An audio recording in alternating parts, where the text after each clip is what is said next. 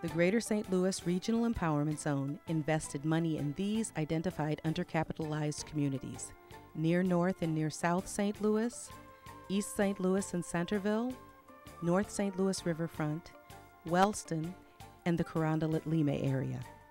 These dollars were strategically leveraged to produce substantial public and private investment in 4 areas: business development, workforce development, commercial and industrial site development, and community development.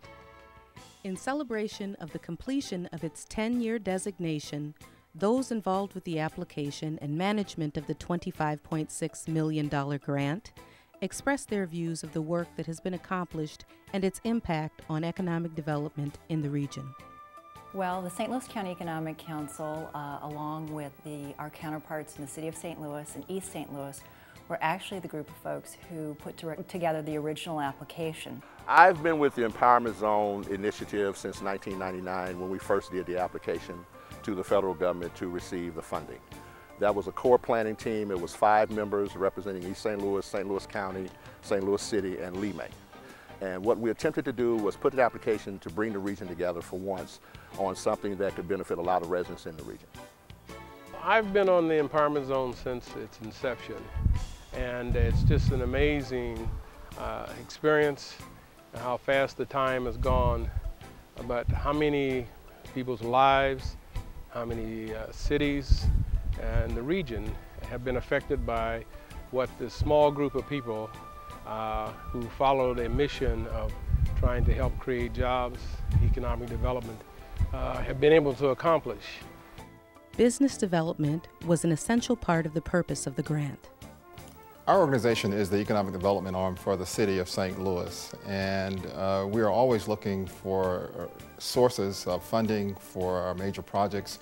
And working with the Empowerment Zone, we were able to have them help us fund some projects that many banks probably would not have funded very early in the process. And so our relationship with the Empowerment Zone was to have the board understand what we were trying to get done. They worked with us to fund what many would term very risky projects. One key project in that effort was the Renaissance Grand Hotel and Suites, what turned out to be the Renaissance Grand Hotel and Suites.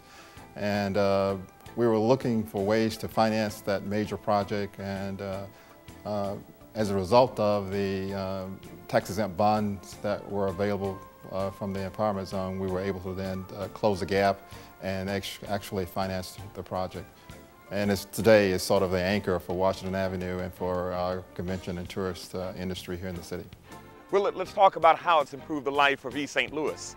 With bringing 174 units online back in about 2002 and bringing another 90 units online with phase 2 of the Parsons Place development, you're talking about 264 units that brings people who are shopping at 25th and State, shopping throughout the rest of East St. Louis. So that's sales taxes, that's motor fuel taxes, that's utility taxes, all going in to help fund the city government.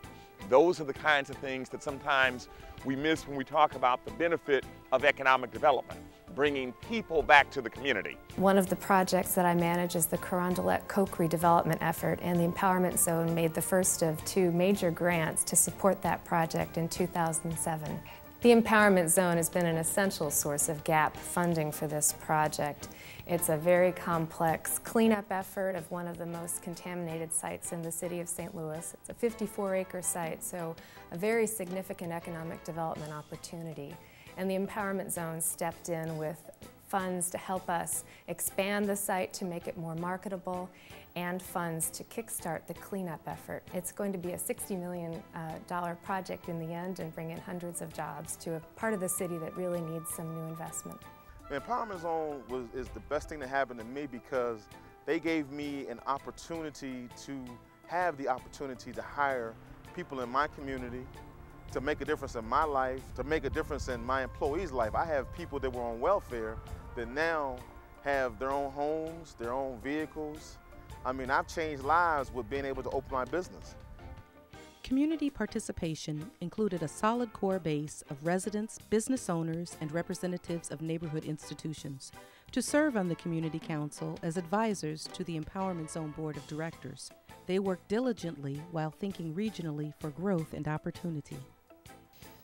The Greater St. Louis Empowerment Zone Community Council offered to that board areas of expertise and opportunities that many times board members and committee members do not address.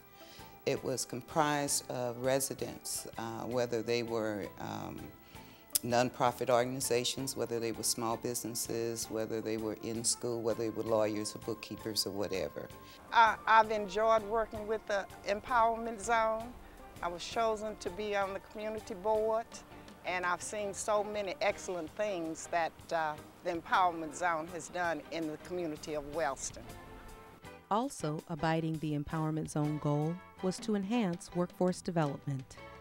Better Family Life has been working with the Empowerment Zone for a number of years, providing workforce development services from customer service, work readiness, as well as our Career Pathway Life Science program. The Met Center and the Manufacturing Training Program has really been the first chance for some that don't have any skills to go out and get a job in this economy.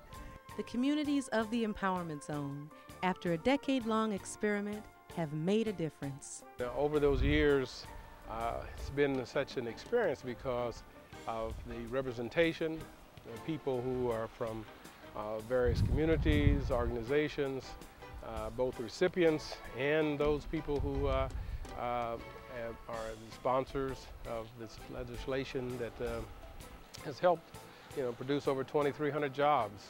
It's put close to $500 million worth of funds into the area for various projects. The positive is that the community has come together as a whole, and we're the first time we ever had a park built from the ground for not only the children, but the adults too.